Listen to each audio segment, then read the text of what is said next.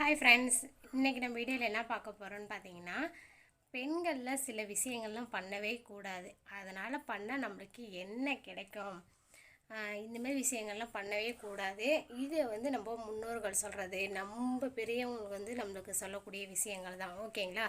நிறைய பேர் அதில் காதுலேயே வாங்கிக்காத போயிடுவாங்க. அவங்க பாட்டுக்கு ஒரு விஷயத்த சொல்லட்டும், நம்ம பாட்டுக்கு ஒன்று செய்வோம் அப்படிங்கிற மாதிரி தான் செய்வாங்க. ஓகேங்களா?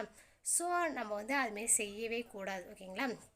அது என்னென்ன விஷயம் அப்படின்னு நம்ம வீடியோக்குள்ளே போய் பார்க்கலாம். நிறைய பேர் நம்ம சேனலை நீங்கள் பார்க்குறீங்க. நம்ம சேனலை ஒரு சப்போர்ட் பண்ணிங்கன்னா கண்டிப்பாக அடுத்த லெவலுக்கு கொண்டு போவோம். ஓகேங்களா? கண்டிப்பாக நீங்கள் சப்போர்ட் பண்ணுவீங்க அப்படின்னு நான் நம்புகிறேன். ஏன்னா ஆல்ரெடி இவ்வளோ தூரம் நீங்கள் கொண்டு வந்திருக்கீங்க, இனிமேல் நீங்கள் கொண்டு வருவீங்கன்னு நான் நம்புகிறேன். ஓகேங்களா? இப்போ வாங்க நம்ம வீடியோக்குள்ளே போயிடலாம். ஃபஸ்ட்டாக பார்த்தீங்கன்னா, பெண்கள் நம்ம என்ன செய்யணும்னு பார்த்தீங்கன்னா, இந்த ஆட்டு உரல், முறம், அம்மி இந்த மாதிரி இடங்கள்ல, அது நிலக்கால் இந்த மாதிரி இடங்கள்ல நம்ம உட்காரவே கூடாது. என்றைக்குமே பெண்களாகிய நம்ம அது உட்காரவே கூடாது. ஏன்னு பார்த்தீங்கன்னா, நமக்கு தரித்திரம் வந்துடும் அப்படின்னு சொல்லுவாங்க. ஓகேங்களா?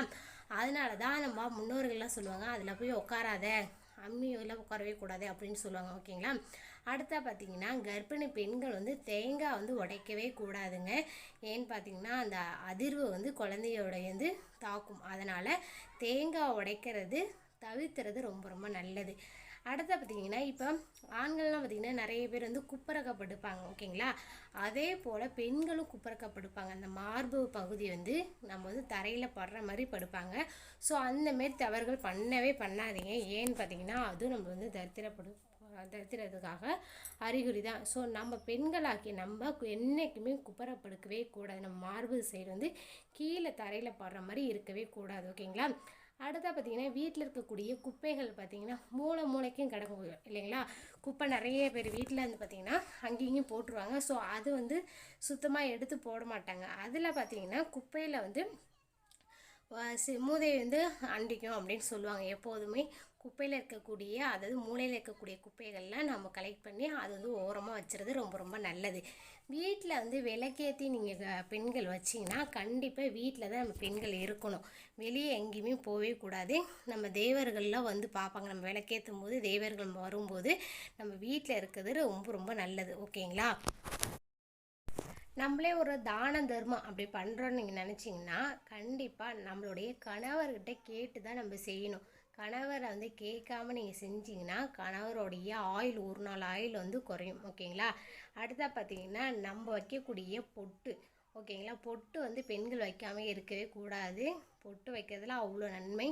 கணவருடைய ஆயுள் நீடிக்க நம்ம பொட்டு வைக்கணும். ஓகேங்களா?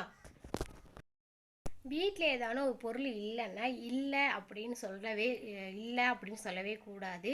எனக்கா அந்த பொருள் வாங்கிட்டு வாங்க, இது வாங்கிட்டு வாங்க அப்படி தான் நம்ம சொல்லணுமே ஒழிஞ்சு, வீட்டில் பொருள் இல்லை அப்படின்னு சொன்னீங்கன்னா நம்ம வீட்டில் இல்லாமையே போயிடும். கண்டிப்பாக இந்தமாரி வார்த்தைகள்லாம் சொல்லாதீங்க.